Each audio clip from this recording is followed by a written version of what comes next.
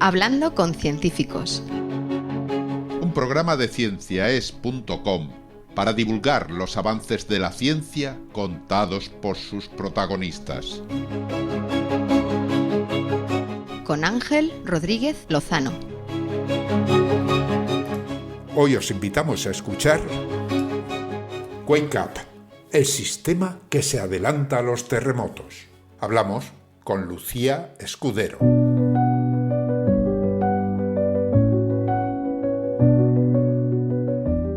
¿Qué pensarías si unos segundos antes de que un terremoto sacudiera la tierra bajo tus pies, un sistema de alerta te avisara de lo que está a punto de suceder? Hoy vamos a hablar con Lucía Escudero, estudiante de doctorado de la Universidad Complutense de Madrid, sobre Wake Up, un innovador sistema de alerta sísmica temprana capaz de anticiparse hasta 62 segundos a la llegada de las ondas más destructivas de un seísmo. Este margen puede parecer breve, pero es suficiente como para que algunas personas puedan buscar refugio. A diferencia de los sistemas tradicionales, Wake Up no solo detecta el epicentro, sino que predice en tiempo real las zonas donde el temblor será más intenso.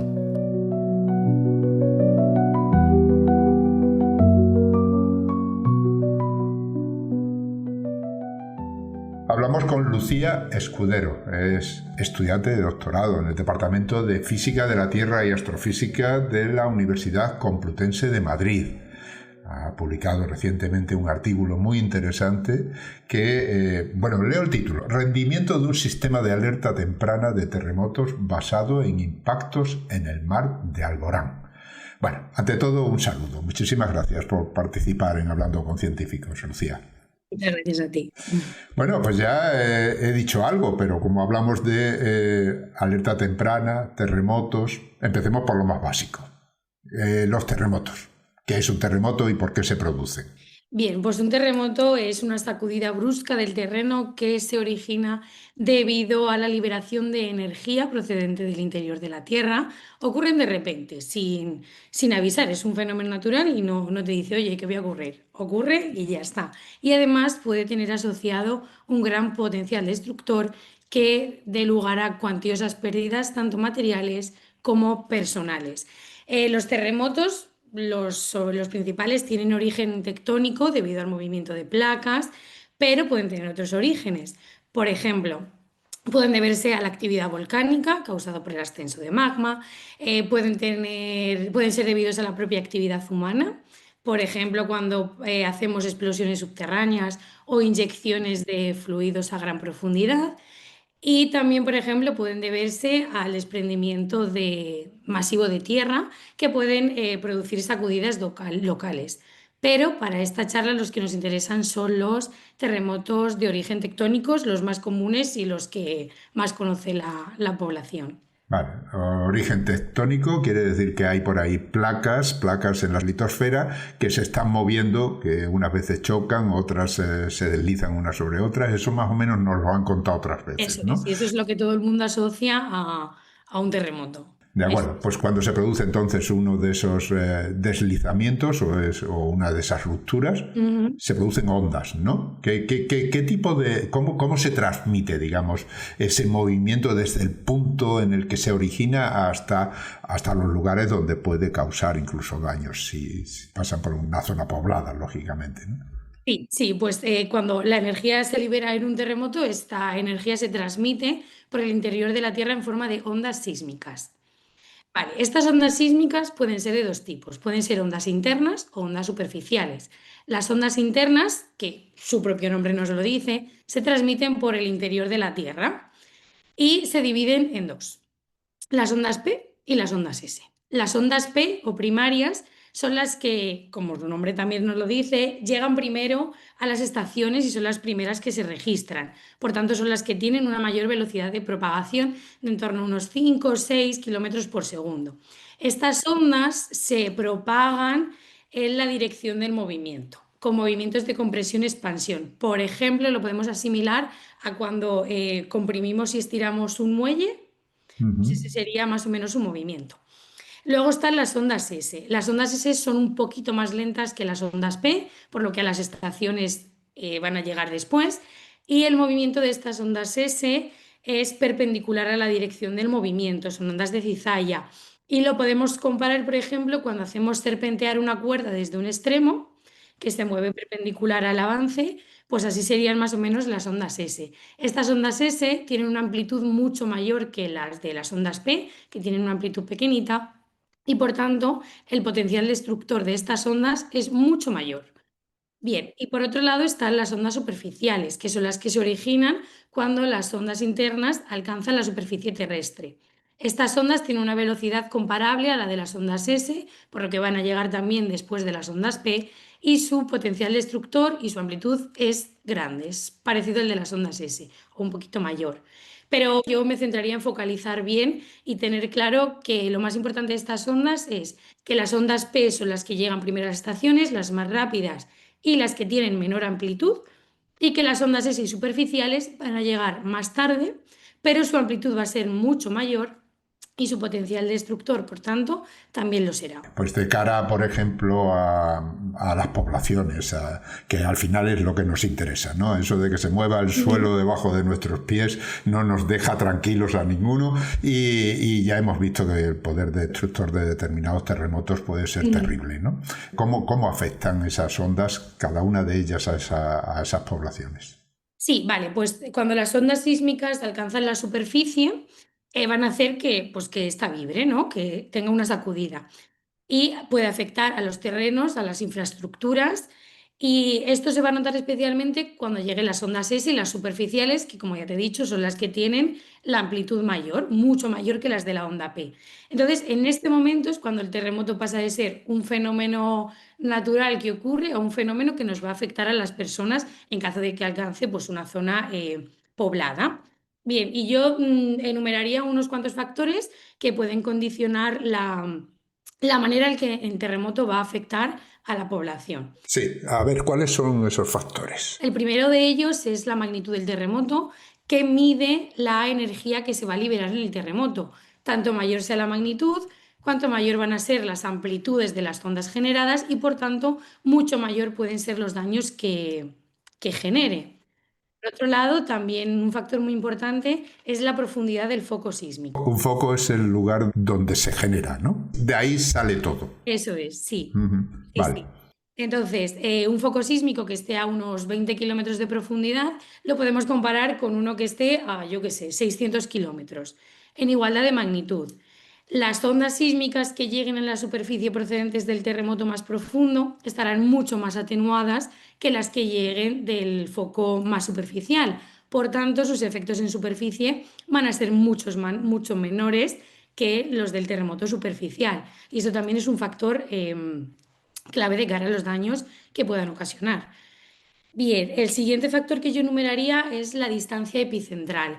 La distancia epicentral es la distancia que hay desde el epicentro del terremoto, que el epicentro es la proyección en superficie del foco, o sea, está en profundidad, su proyección en la superficie es el epicentro, y la distancia epicentral es la distancia entre el epicentro y una población, una estación, el emplazamiento que nosotros queramos. Pues bien, tanto mayor sea esta distancia, las ondas llegarán más atenuadas y sus efectos serán menores. Sí, o sea que entonces tenemos un foco que puede estar a distinta profundidad, puede estar 20 o 600 kilómetros, sin embargo, lo que tenemos en la superficie, es decir, el punto directamente encima del foco en la superficie, ahí es donde vamos a empezar a tomar nosotros la medida de la referencia, ¿no? Y de ahí la distancia a ese punto, pues dependerá de lógicamente, cuanto más lejos, mejor, ¿no? En ese sentido. Sí. Bien, nos hemos hecho ya una idea, ¿no? Pero claro, lo que más preocupa a la gente es el hecho de que venga un terremoto y que no nos coja, digamos, descuidado. Es decir, si es posible, pues nos gustaría que nos avisaran y que nos avisaran con tiempo. Al fin y al cabo son ondas, tú dices, las ondas se desplazan a unas determinadas velocidades, quiere decir que en algunos puntos ya ha sucedido y en otros todavía no ha llegado, y eso puede servir para para avisar, ¿no? Y ahí entran lo que llamáis alerta temprana, ¿no? ¿Qué es entonces? Explícalo con tus palabras. Sí, pues como ya te he dicho, los terremotos no se pueden predecir, no podemos saber dónde, cuándo y cómo va a ocurrir un terremoto, y la mejor arma que tenemos nosotros para mitigar los daños que puedan causar es la alerta temprana. Los sistemas de alerta sísmica temprana se han convertido en una de las herramientas más eficaces para mitigar los daños que puedan causar los terremotos. Estos sistemas reciben información en tiempo real de diferentes estaciones que están dispuestas en todo el área para el que se configura este sistema para que trabaje en ese área, y son capaces de emitir alertas rápidas ante la ocurrencia de un terremoto. ¿Y cómo detectan esos terremotos, esos movimientos sísmicos, los sistemas de alerta temprana, esas estaciones de las que estás hablando? El fundamento físico de los sistemas de alerta sísmica temprana es que las ondas P, que son las primeras que llegan, los primeros segundos del registro de estas ondas en las diferentes estaciones, tiene información suficiente para que nosotros podamos calcular el tamaño de un terremoto. Si el tamaño que se calcula para el terremoto está por encima de un umbral previamente definido, se emite una alerta temprana. Esta alerta puede llegar con anterioridad a los emplazamientos que queremos proteger, con anterioridad a la llegada de las ondas S, que como ya hemos dicho, son las más destructivas junto con las superficiales. Entonces, estos pequeños segundos que le ganamos al terremoto nos permiten llevar a cabo medidas de prevención para mitigar los daños que puedan ocasionar. Me gustaría destacar que configurar un sistema de alerta sísmica temprana para que trabaje en una región no es una tarea sencilla. Hay que hacer un estudio previo de la sismicidad de esa región y desarrollar relaciones empíricas que permitan relacionar parámetros que se miden en la onda P, como pueda ser la amplitud de esta onda, con la amplitud de las ondas S, la magnitud del terremoto y demás. Y es un trabajo cuanto menos laborioso. Claro, o sea que ahí ya incidimos en varios asuntos, ¿no? Primero estamos hablando de lugares, ¿no? De regiones concretas. Que, decías al principio de los terremotos, este tipo de terremotos se produce por desplazamiento de las placas, es decir, hay lugares donde las placas se encuentran y lógicamente la probabilidad de que se produzcan terremotos es muchísimo mayor. Si una población está cerca de esos lugares tiene más probabilidad de que le toquen, digamos, o que le afecten más. Todas esas cosas más o menos las entendemos, ¿no?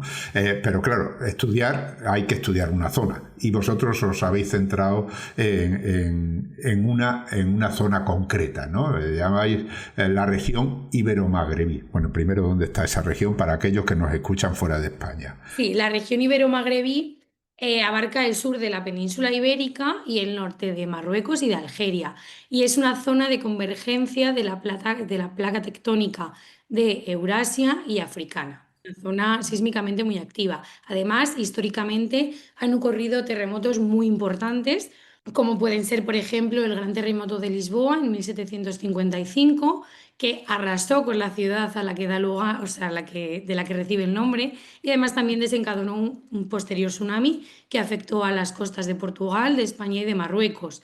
También han ocurrido otros terremotos como el de Torrevieja en 1829 o el de Arenas del Rey en 1884, todos ellos de intensidad máxima 10 asociada a grandes daños. Y aunque recientemente en el siglo XX, siglo XXI, la sismicidad ha sido moderada, han ocurrido terremotos importantes, como pueden ser el de Alucemas en 2004, de magnitud 6,4, el de Lorca en 2011, de magnitud 5,1, que ese seguro que suena a la mayoría de los oyentes, o el del Mar de Alborán, por ejemplo, en 2016, de magnitud 6,4, y estos desencadenaron daños y además una importante alarma social, por lo que intentar implementar un sistema de alerta sísmica temprana en esta región es de gran interés. Por lo que veo, es una región muy amplia, ¿no? O sea, pues, los efectos, has mencionado Lisboa, has mencionado pues lo que es el sur de la península ibérica, entiendo que también el norte de África, es decir, que hay ahí muchísimo espacio y muchísima probabilidad. ¿Quiere decir que esos terremotos se pueden producir en cualquier lugar que es una franja que está entre África y Europa, por ejemplo, ¿no? O sea, Sí, toda esa zona de ahí, que como ya te he dicho es donde convergen las dos placas, es una zona sísmicamente muy activa, sí. Habéis estudiado esa región ibero-magrebí, ¿no? Ahí es donde centráis vuestra investigación y, lógicamente, ahí ya existen algunos sistemas de alerta temprana, ¿no? En general, en toda España, entiendo, porque estamos hablando desde España, pero supongo que en otros sitios también, debido a este encuentro de placas, ¿no? Sí. Nosotros en el Departamento de Física de la Tierra y Astrofísica de la Universidad Complutense de Madrid tenemos en funcionamiento desde 2015-2016 un sistema de alerta sísmica temprana que está configurado para trabajar en la región ibero-mogrebí. Y este sistema se llama Presto, que es un software desarrollado por la Universidad de Nápoles, con quien colaboramos desde entonces, bueno, desde un poquito antes en realidad. Y para su funcionamiento actualmente recibe un total de 52 estaciones en tiempo real que están localizadas en toda la región ibero-mogrebí, especialmente en España. Y estas estaciones pertenecen a 3 redes sísmicas diferentes. Por un lado está la Red Sísmica Nacional del Instituto Geográfico Nacional, a quien, por si lo vuelvo a nombrar más adelante, lo llamaré IGN. También tenemos estaciones de la red Western Mediterranean, que surge de una colaboración de la Universidad Complutense con el Real Instituto y Observatorio de la Armada. Y también recibimos estaciones del Instituto Portugués del Mar y de la Atmósfera, que es similar al IGN de aquí de España. Has mencionado estaciones, has mencionado redes. Una estación, ¿cómo funciona? Sí, bueno, más que una estación cómo se organiza, ya te digo que nosotros recibimos todos los datos y trabajamos con ellas todas a la vez, no es una configuración individual para cada estación, sino que las usamos todas en su conjunto. Y cuando en 5 de las estaciones Presto detecta la onda P, que es un trabajo que él hace automáticamente porque ya ha sido configurado para saber cuándo llega una onda P, pues cuando en 5 de las estaciones se detecta la onda P, Presto empieza a calcular el hipocentro del terremoto, es decir, la localización del epicentro y la profundidad del foco sísmico y la magnitud del terremoto utilizando relaciones empíricas que se desarrollaron previamente. Entonces, estos parámetros se van a ir refinando a medida que más estaciones, cada vez más alejadas del terremoto, detecten la onda P. Bien, pues teniendo en cuenta la localización del hipocentro y la localización de los emplazamientos que queremos proteger, calculamos pues, un problema básico primero de física, de diferencia de tiempos de llegada entre la onda P y la onda S, porque nosotros usamos un modelo de tierra desarrollado por el IGN, donde se tienen las velocidades típicas de onda P y onda S en la región ibero-mogrebí. Podemos calcular la diferencia del tiempo que va a haber entre la llegada de la onda P y la onda S a los emplazamientos, que es lo que se conoce como lead time, que es el tiempo que se va a usar para llevar a cabo medidas de prevención frente al terremoto. Sí quiere decir que Presto no da alertas públicas, otros sistemas en países como Estados Unidos, Taiwán, Japón, México, sí que dan alertas públicas a la población. Presto no las da, nosotros somos los que nos encargamos de estudiar los datos que da, a ver si las alertas están bien, están mal, pero no da alertas a la población todavía. Estamos hablando de muy poco tiempo de reacción, ¿no? Si ahí nos entretenemos, se nos pasa el tiempo y llega el terremoto. Con poquito tiempo se pueden hacer muchas cosas.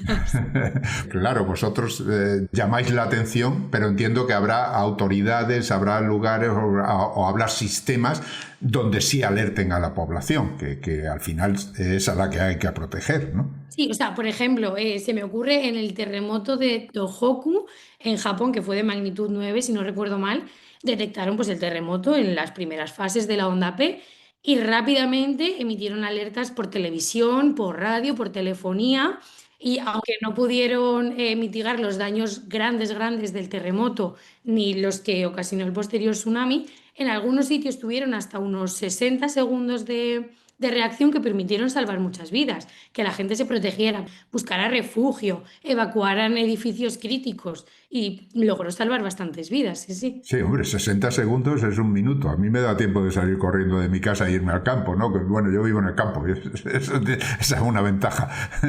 Pero... Y si te avisan con 5 segundos, perdona, por ejemplo, pues tú te puedes esconder debajo de una mesa y protegerte, y es muy poquito tiempo, 5 segundos. Requiere que la población esté educada y sepa qué hacer cuando llega un terremoto. Claro, es que eso es lo que iba a decir, ¿no? Ahí intervienen muchísimos factores. Por una parte está, vosotros detectáis con este sistema Presto ese posible terremoto. La alerta quiere decir que tiene que haber alguna institución o algún medio de comunicación, algo que alerte a la población, y todo eso tiene que ocurrir, si tiene 60 segundos de margen, tiene que ocurrir en ese tiempo. Claro, o sea, hay que ser muy rápidos, activar los protocolos de emergencia muy rápidos, sí. Por ejemplo, se me ocurre que cuando las DANAs, que sí que estamos más familiarizados con esos mensajes, te dan un poquito más de tiempo de actuación, pero esto es más inmediato. Sí. En esa región ibero-magrebí, tú has dicho que se han producido varios terremotos. Obviamente es una región donde se vienen produciendo terremotos desde que África empezó, la placa africana empezó a chocar con la euroasiática, como has dicho, o sea que eso viene de mucho tiempo. Pero vosotros ahora estáis llevando a cabo todos estos estudios gracias a un sistema que llamáis Quake Up. ¿Eso qué es? Sí, pues Quake Up lo podemos definir como el hermano pequeño de Presto, que es el que tenemos ahora funcionando. De hecho, también ha sido desarrollado por la Universidad de Nápoles y es un sistema parecido a Presto, pero diferente. ¿Y en qué se diferencian?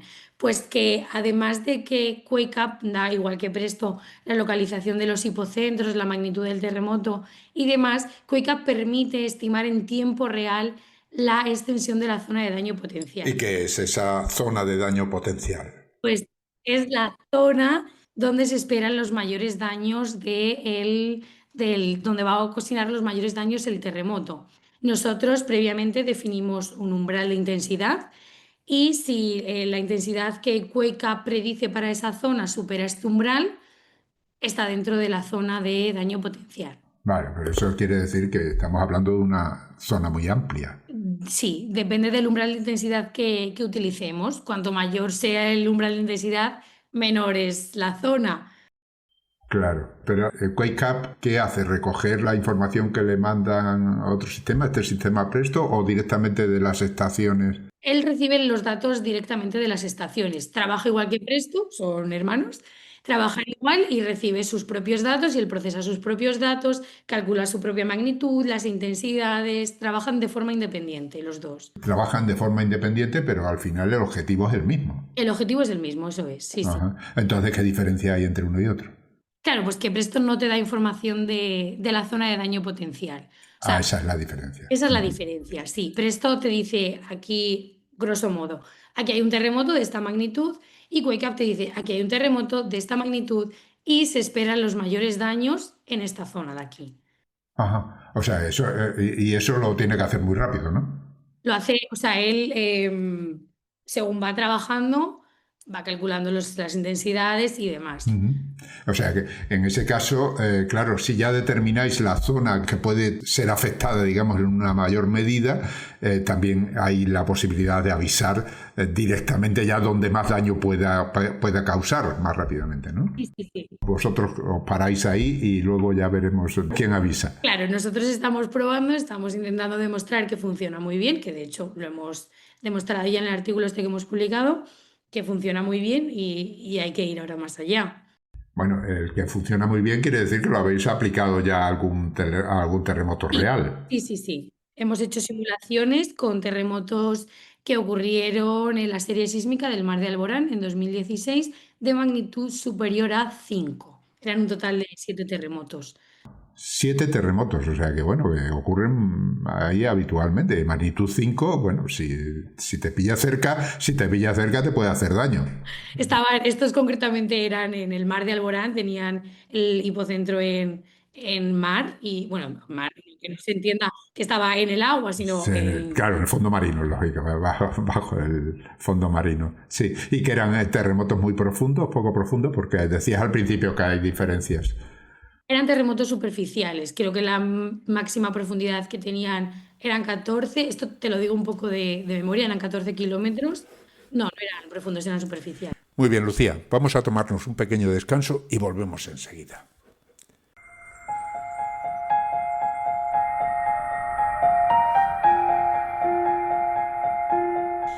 Estáis escuchando Hablando con Científicos, un podcast de cienciaes.com para divulgar la ciencia de la mano de sus protagonistas. En nuestra página web, cienciaes.com, podéis encontrar más de 500 entrevistas con científicos de todas las disciplinas. Os invitamos a escucharlas y compartirlas en redes sociales con vuestros amigos y conocidos.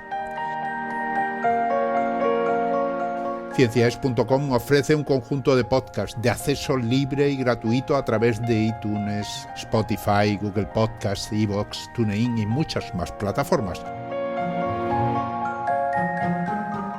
Todo en cienciaes.com.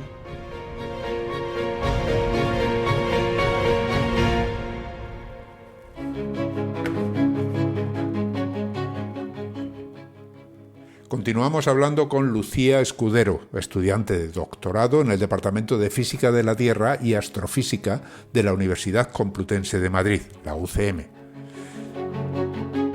Lucía, en el artículo mencionas algo que a mí me ha llamado la atención, que habla de zona ciega.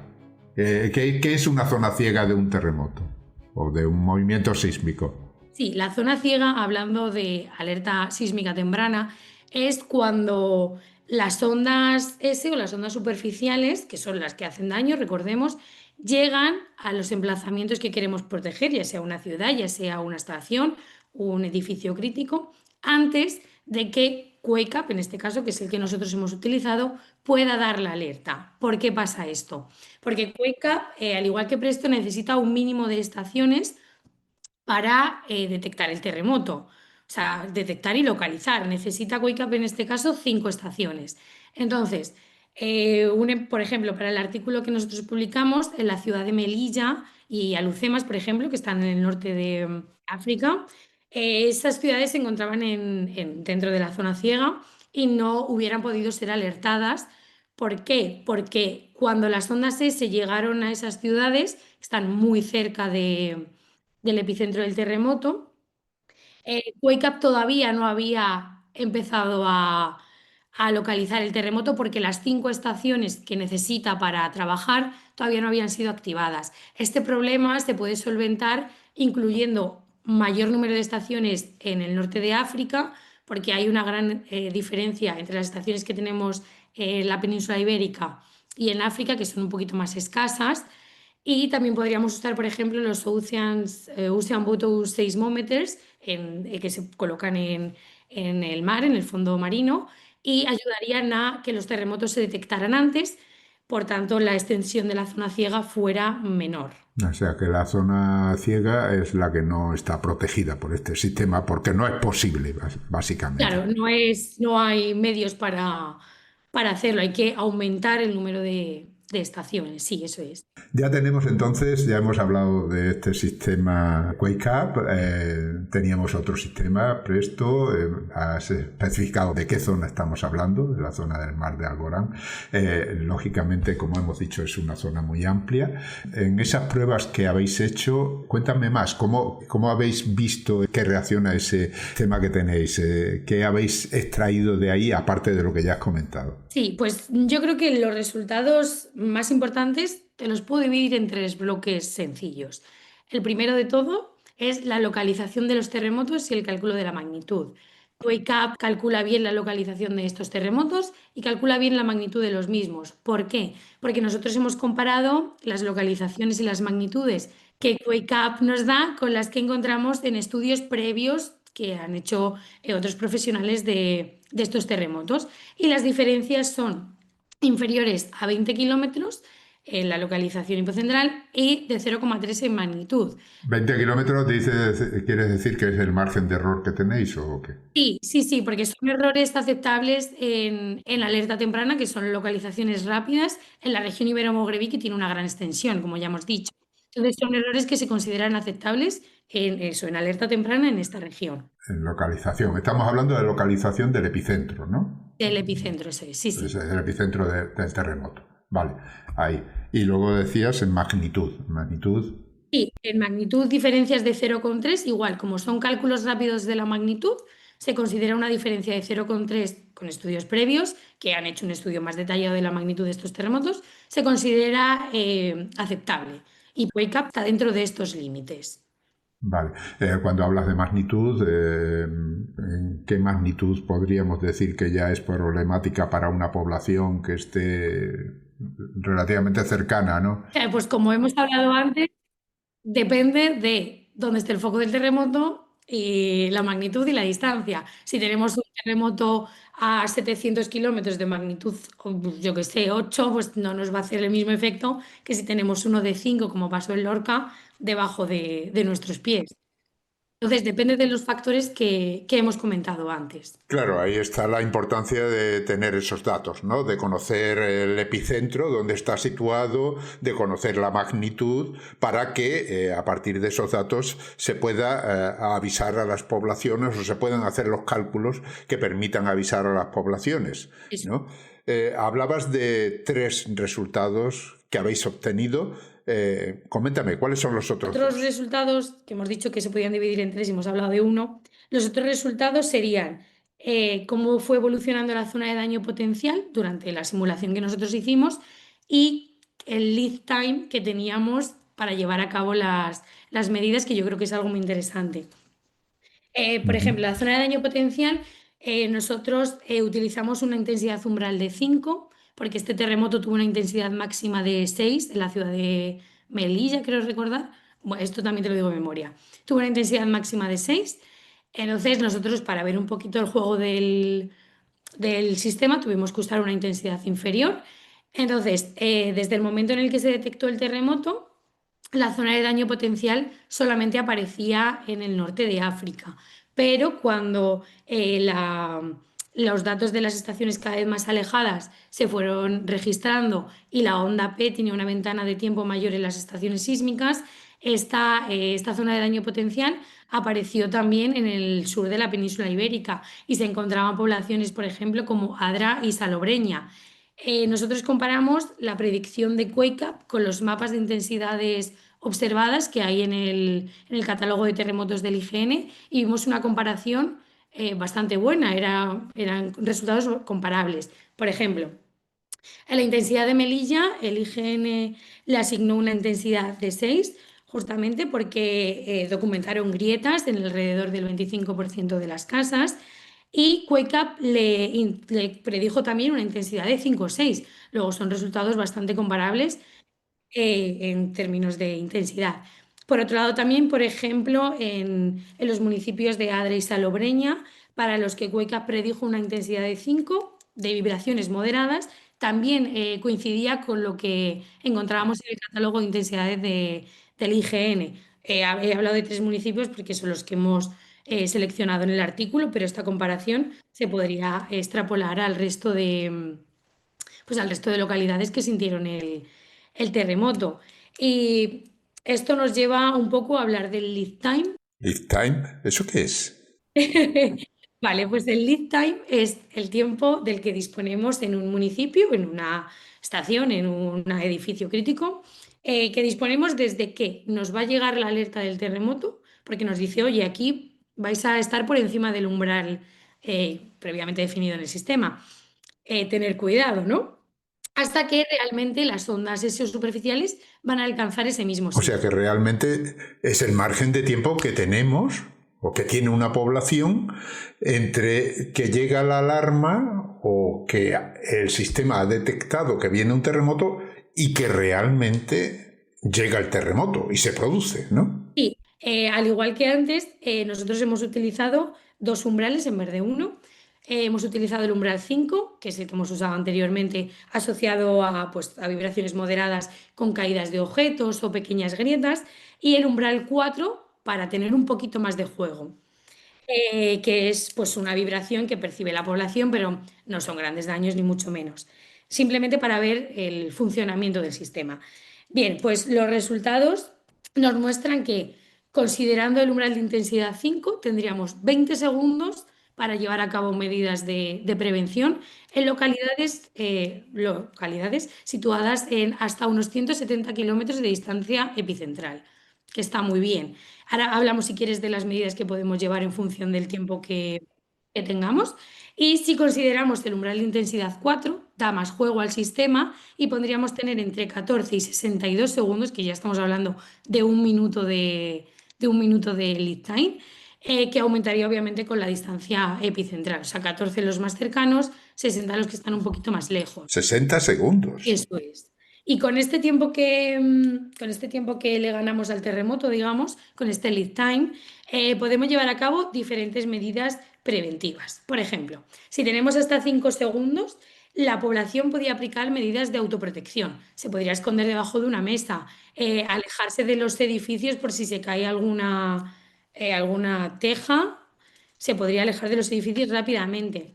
Si tenemos, por ejemplo, 10 segundos, 20 segundos, ya podemos además cortar el suministro de gas y electricidad para evitar incendios posteriores o efectos cascada posteriores, y también podríamos alertar a hospitales, a edificios un poquito más críticos. Y si ya pues tenemos un poco más de tiempo, hasta un minuto, podríamos reducir los trenes de alta velocidad, evitar que aviones aterricen y o despeguen, suspender procesos industriales más peligrosos, y todos estos pues son beneficios obviamente para la población porque mitigamos mucho los daños de los Muy terremotos. bien, los beneficios sociales, digamos, están claros, los has descrito muy bien. Pero claro, los terremotos son desastres que pueden tener una magnitud enorme. No solo hacen daño en el momento que ocurren, sino que hay que afrontar situaciones terribles muchas veces una vez que el terremoto ya ha sucedido. En ese sentido, ¿qué aportaría este sistema frente a los sistemas que ya existen? Sí, pues con respecto a lo que ya hay, pues eso, al tener una estimación en tiempo real, una predicción en tiempo real de la extensión de la zona de daño potencial, puede tener un impacto social muy directo. Porque dar información en tiempo real a los servicios de emergencia sobre las áreas que se pueden ver más afectadas nos daría un tiempo crucial que ganaríamos en la respuesta de estos servicios de emergencia. ¿Vale? ¿Por qué? Porque podrían asignar mejor los recursos, podrían concentrar mejor los equipos de rescate, la asistencia médica y la logística pues, en los lugares donde se esperan que vayan a ocurrir los mayores daños. También contar con una estimación en tiempo real de esto de la zona de daño potencial ayudaría a organizar mejor las evacuaciones de una forma más coordinada y eficiente, aumentando la seguridad de la población. Y además, por último, yo creo que serviría como una base científica que ayudaría pues, a los encargados de la emergencia, las autoridades, los gestores, a tomar decisiones con una base científica, evitando en la medida de lo posible las improvisaciones. Y además esto también yo creo que aumentaría la confianza de la población en la gestión de las crisis sísmicas en esta región. Bueno, pues más o menos yo creo que ha quedado claro. Lógicamente, para entender estas cosas siempre hay que hablar de un equipo que trabaja y que lleva a cabo las investigaciones. Quiero que hables del equipo, pues lógicamente esto se ha publicado en un artículo, el artículo está firmado por varias personas, quiere decir que hay personas que han participado y lógicamente estamos hablando de un sistema que es complejo y por lo tanto requiere mucha participación. Háblame de ese equipo. Sí, pues bueno, este trabajo ha sido desarrollado por físicos de la Universidad Complutense de Madrid, que pertenecemos porque entre ellos me incluyo yo, pertenecemos al grupo de estructura dinámica de la Tierra, sismicidad y riesgo sísmico, en colaboración con físicos del grupo de sismología de la Universidad de Nápoles, quienes son los que han diseñado tanto el software de QuakeUp, como el de Presto. Y todo esto pues, ha sido publicado en el Seismological Research Letters, como has dicho antes. Y me gustaría decir que cualquier persona que sienta un poquito más de curiosidad en este tema, le invito a que lo lea o me contacte a mí personalmente, porque en el artículo viene mi correo y no tengo ningún problema en darle más información a quien esté interesado en este tema. De acuerdo, pues ese equipo, lógicamente, pues un equipo con el que has trabajado, este artículo está firmado en primer lugar por ti, pero claro, nosotros queremos saber algo más, nosotros queremos saber de ti, de tu vida, cómo es que te has dedicado a esto, cómo te entró ese gusanillo por la ciencia, aunque fuera cuando eras pequeña, no sé, porque hay estudiantes y alguno le puede servir de ejemplo. Sí, bueno, pues mi caso no es ni mucho menos una vocación que yo he tenido de pequeñita. Y mucho menos, o sea, yo ahora mismo estoy en mi voy a empezar el tercer año del doctorado y yo nunca jamás me hubiera imaginado estar aquí. No era uno de mis sueños de pequeña como el que sueña con ser astronauta o... No, no, o sea, yo nunca me imaginaba aquí. De hecho, o sea, yo en el instituto, en el colegio, me gustaban las asignaturas de letras, me gustaba la plástica, me gustaba la música, las matemáticas, la física, me gustaba todo y bueno, se me daba bien, sacaba mis notas y tal. Y yo, de hecho, me iba a haber ido a estudiar una carrera de letras, una filología, y me dijo una profesora de matemáticas, no, tú no te puedes ir a letras porque a ti las ciencias se te dan muy bien, las matemáticas, te gusta mucho, la física, no te vayas. La hice caso. Hice el bachillerato de ciencias, entré a estudiar la carrera de física y la carrera me ha gustado siempre mucho, pero dimos la asignatura de física de la Tierra y a mí entender con una base física, una base numérica, por qué se producen las auroras boreales, el funcionamiento del campo magnético terrestre y sus beneficios, por qué se producen los terremotos, qué hay en el interior de la Tierra. Hacerlo esto con una base física me gustó muchísimo y es lo que me llevó a hacer el TFM de geofísica. Y yo no tenía claro qué me gustaba más, si la parte de magnetismo o la de terremotos o cualquiera. Y hice el TFM utilizando los datos de Presto para ver lo que había hecho Presto durante la serie sísmica de Alborán del 21, creo recordar.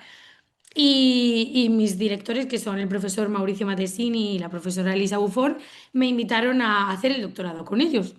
Y la verdad que yo, que no soy de decir que no a nada, pues me embarqué en esta aventura con ellos y, y pues aquí estoy 3 años más tarde, muy contenta, muy feliz con lo que todo el doctorado me está aportando y eso es todo. Y también muy contenta con la acogida que está teniendo este trabajo que hemos hecho, así que muy bien. Pero no es una historia de vocación, es una historia de no decir que no a ningún tren que haya pasado y hacer caso a gente que parece conocerme mejor que yo misma. No, sí, al final cada historia que se cuenta en este programa es diferente, ¿no? Cada cual ha llegado a su manera al sitio en el que está, ¿no? Pero lo que sí parece es que tienes por delante ahí un futuro muy brillante, así que espero que más adelante, porque claro, todas las investigaciones empiezan pero nunca acaban, siempre se complican o aparecen ramas imprevistas, ¿no? Así que yo espero que en el futuro vuelvas y nos sigas contando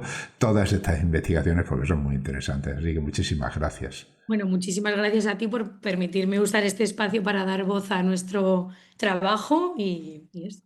Hemos hablado con Lucía Escudero, es estudiante de doctorado en el Departamento de Física de la Tierra y Astrofísica de la Universidad Complutense de Madrid. Lo dicho, Lucía, hasta pronto. Muchas gracias.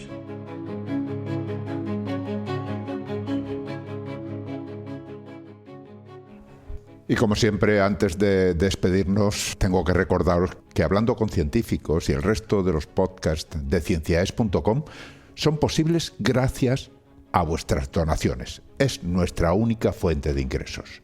Así que, si escuchas nuestros programas, si te gustan y todavía no te has unido al grupo de mecenas, ánimo, únete.